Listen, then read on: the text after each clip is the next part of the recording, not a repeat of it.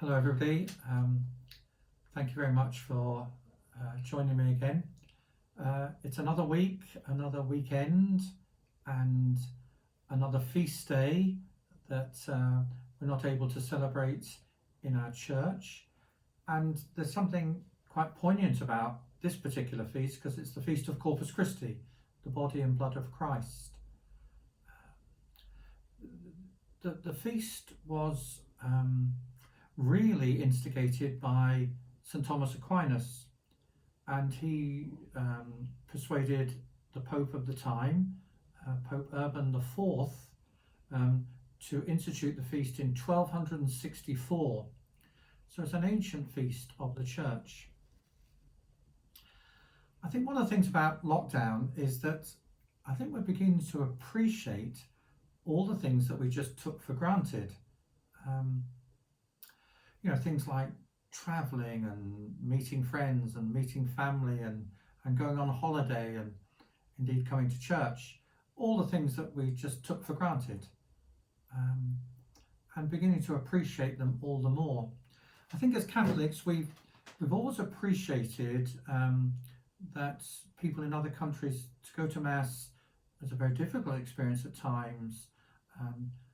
A man from Pakistan in our own parish was telling me recently how frightening it is to go to Mass in parts of Pakistan, and we saw what happened in Sri Lanka, not this Easter but last Easter, and we do know that, and we know there are certain parts of the world where people can't have Mass very often, but we've been sort of content in our own sort of bubble really.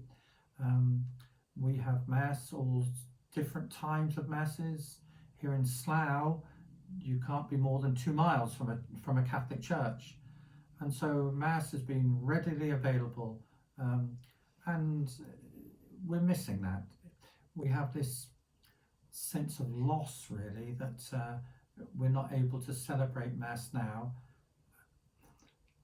I think why it's because coming to Mass is not just a duty, it's such a rich experience. We bring everything about ourselves to Mass, things that are worrying us, things that are making us happy, things we've done well, things we haven't done so well, and somehow to gather with other people and bring that all to Mass is a very rich experience, because in a way that we don't experience any other place, we sense that presence of Christ meeting us where we are, loving us, accepting us, inspiring us, consoling us, all those things that the presence of the Lord is doing for us. And so I think this particular Corpus Christi, we can't celebrate Mass in our normal way, but perhaps we can use the feast to just reflect and just appreciate the richness of the Eucharist, and really look forward to celebrating again with our fellow parishioners.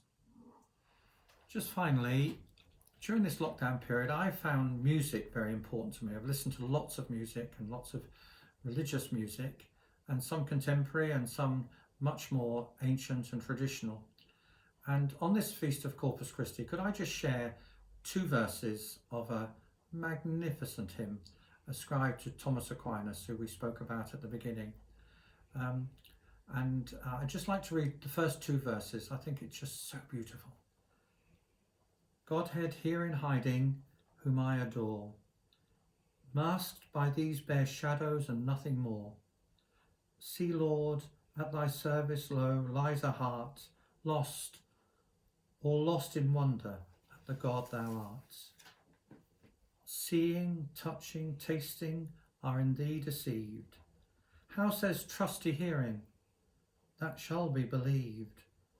What God's Son hath told me, take for truth I do. Truth himself speaks truly, or there's nothing true. Thank you very much.